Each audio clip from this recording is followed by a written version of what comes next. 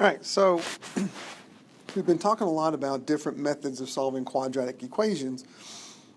Those different methods being the graphing method, so we could graph the parabola and see where the parabola crosses the x-axis, and those would be our solutions for our formula, for our function. Or we can try the square root method, as long as we're missing that b term, that middle term. If we do have that middle term or that b term, then we have to factor. There's one more method that we need to talk about. It's called the quadratic formula. And you're going to see why we need that method in just a second. So, before we get there, some review on solving. Okay, like I said, if you're looking at a quadratic equation, remember that we turn a function into an equation by pulling one of the variables out and replacing it with a zero. We'll talk more about that in just a second. But if I'm looking at this is a quadratic equation because I have a quadratic term right there, and I'm missing that b term. When I say that b term, remember that the standard form for a quadratic expression or equation or whatever is ax squared plus bx plus c, where b is that middle term, that x to the first term or that variable to the first term. And we're missing that here. So, since we're missing that here, all I have to do is get the x squared by itself and then square root both sides, also known as the square root method. So we're going to subtract 8 from both sides. And then divide by 2. And so we have x squared equals 49. Now we're going to square root both sides.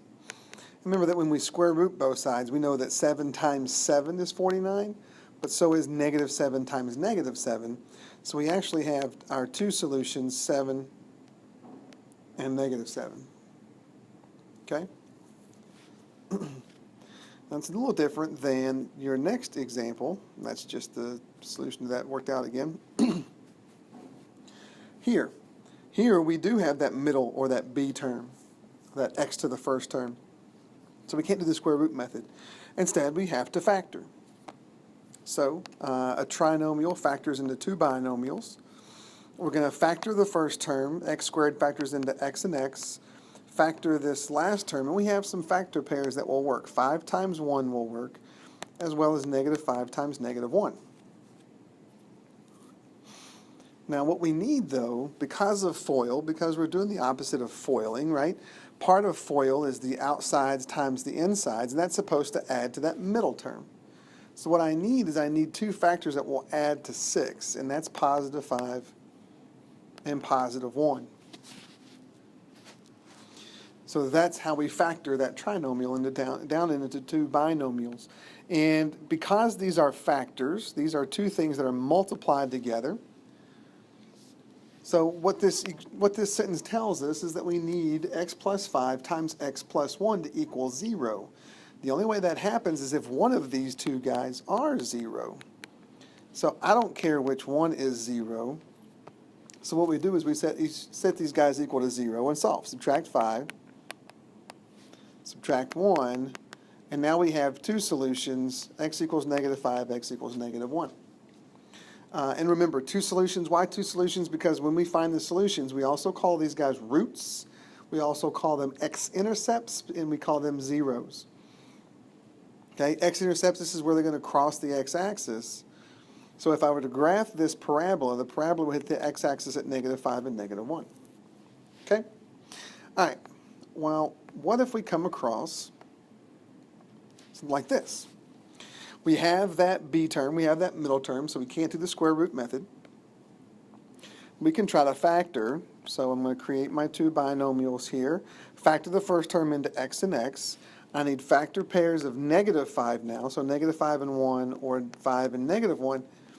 And again, because my outs and my ins give me my middle term, I have to add those factors to negative 2. So which of these factor pairs add to negative 2? Yeah, right. Neither one of them do. So it's not going to factor either. So then what do? How do we solve this? Well, now we introduce the quadratic formula. There is a combination of A, B, and C such that it will give you the solutions to the equation. That combination is this mess right here. And it is a little bit of a mess. For that reason, this really needs to be the absolute last resort for you solving a quadratic equation. This quadratic formula, which says that x equals, which says that our solutions equal, which says that our x-intercepts equal negative b plus or minus the square root of b squared minus 4ac all over 2a. It needs to be your last resort because there's going to be about 13 different places for you to make a mistake in here. So I would check to see if you can do the square root method first, then try to factor it, and if neither of those can work, or you can't get either one of those two to work, then pull out this quadratic formula and use it. Now the attractiveness, what's so attractive about the quadratic formula is that it will work for any quadratic equation. Doesn't matter if you're missing, if your b is 0 or your c is 0, it'll still work. So it does work for everything, but it is a lot of work and there are a lot of places to make a mistake. Okay? So, what do we need? Well, we need to know what A is, we need to know what B is, we need to know what C is, and then we need to plug it in. A is 1. Remember that A comes from here. B is negative 2, and C is negative 5. And we literally just plug the numbers into the formula. So we go negative, negative 2, or opposite B. I like to say opposite B because it helps us figure out the signs.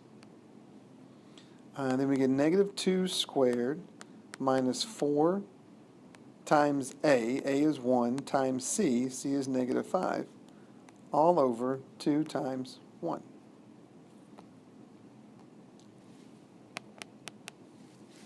Right, so this is going to be 2 plus or minus the square root of 4.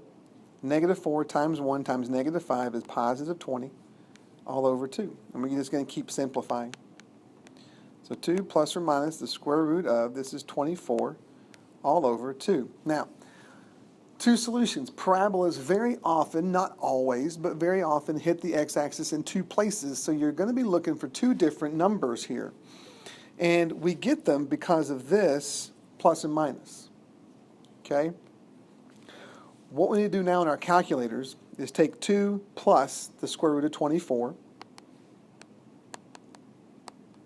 and divide that by 2. And take 2 minus the square root of 24 and divide that by 2. Try to write this better. Okay, and you need to figure out how to do that in your calculator to help you come up with these answers. Okay, well, 2 plus the square root of 24 divided by 2, you divide it by 2, you're going to get 3.4. And then if you take 2 minus the square root of 24, divide that by 2, and you're going to get negative 1.4. So there are your two solutions. Okay? And that's it. It's really all there is to it. I mean, I say that's it. There's a lot of work and a lot of places to make a mistake, so you got to be really careful when you're working with the quadratic formula. Okay? Let's walk through one more, and then I'll start turning you loose on some of the other ones. Okay? Actually, I take that back. I'm going to go ahead and let you have the formula there. See if you can't work through it here. Stop the video. Come back when you have it done and see how you do. Okay? Okay, so did you come up with this? A is 1, B is negative 2, C is negative 8. So my recommendation to you is all through these notes and all throughout your homework, keep writing out the quadratic formula. Okay, you need to remember this quadratic formula. So write the generic formula out first and then plug the numbers in. But you plug the numbers in, you can kind of see the work there. You should get down to 2 plus or minus the square root of 36 all over 2. Square root of 36 is 6. So then our two solutions come from 2 plus 6 divided by 2 and 2 minus 6 divided by 2, which gives us 4 and negative 2. By the way, since we got two whole numbers here, this is going to be a pretty good indication that you could have factored this trinomial down and use the factoring method. But again, we're trying to get used to the quadratic formula, so we're going to keep using this for these notes and this homework. After that, you can choose any method you want, unless we tell you specifically which one to use. Okay? All right. Next one. Now, just like the factoring method, the quadratic formula only works if you have this in standard form. Remember, the standard form is ax squared plus bx plus c equals 0. In other words, the equation needs to be equal to 0. I tried to get you to remember it by saying, you know, we have to know where the y was. We replaced y with 0 because we're finding x-intercepts. And for x-intercepts, y is 0. So I got to see where the 0 is. I need to see the 0. Here we can't see the 0. So what I'm going to do is I'm going to add 6x to both sides. And get x squared plus 6x equals 3. Then I'm going to subtract 3 from both sides, because this is going to give me 0. I'm going to get x squared plus 6x minus 3, since I can't combine the negative 3 with anything. Now I can see the 0. Now I can pull out a, b, and c. Okay? And then we're going to go into opposite b plus or minus b squared minus 4ac all over 2a.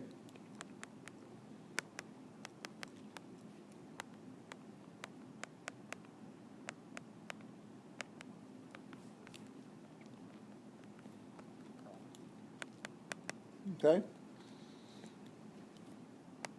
Now I'll keep simplifying through this with you. So 36 plus 12 all over 2. Negative 6 plus or minus the square root of 48 all over 2. So now in your calculator you need to find a way to take negative 6 plus the square root of 48, divide that by 2, and take negative 6 minus the square root of 48 and divide that by 2. So we do that.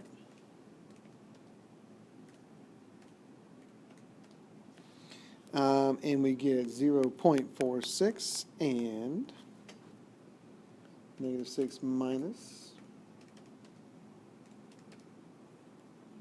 negative 6.46.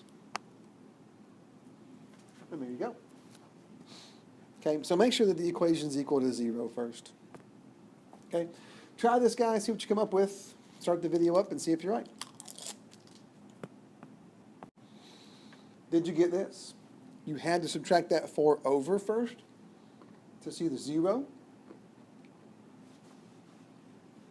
And then A is 16, B is negative 6, C is negative 4, and you can see how it's plugged in there. I'm not sure in the video if you're going to be able to see the two solutions because of the advertisement. So I'm going to rewrite it up here. But you should get 0.72 and negative 0.35. If you don't get those, make sure you get in here and get the help you need to figure this out. Okay? Got another one here. Try that one. Stop the video, work it out, and then start it back up and see how you're doing. Did you get this? Again, subtract that 20 over. And then your A is 1, B is 4, C is negative 20, and you can kind of see how it's worked out there. You should get 2.9 and negative 6.9 for your two solutions. Again, if you're not getting that, make sure you get in here and get some help and figure out why. Okay? All right, got another one here for you, and obviously this guy's nowhere near standard form. So we need to get it that way. And in order to do that, we're going to distribute this 4x first. I want to see that x squared term. So 4x times 2x is 8x squared. 4x times 1 is 4x. Subtract 5 from both sides. 8x squared plus 4x minus 5 equals 0. Now your A is 8, B is 4, and C is negative 5, and you can go work from there. Okay? Go ahead and finish up quadratic formula. You can start the video back up and see if you're right. And you should have gotten this, 0.58 and negative 1.08. If you're not getting that, like I said, get in here and get some help. Okay? Last but not least, we've got a story problem here for you. In the shot put, the arc of the ball can be modeled by the equation here, and this is definitely a quadratic function, where x is the horizontal distance in meters and y is the height. So two questions for you. How far from the athlete will the ball land, and what is the maximum height the ball reaches? Okay? Well, you got to think about this. When this guy throws the shot put, okay, it will go at an arc and come back down. Now we're going to neglect to factor in the height of the shot putter. Okay, so what we're going to assume is that the shot put started down here on the ground and landed over here. And we want to find the maximum height of the shot put, which is going to be that vertex, right? So x is the horizontal distance, y is the height. So we got to find the y of the vertex. You have to remember from graphing that opposite b over 2a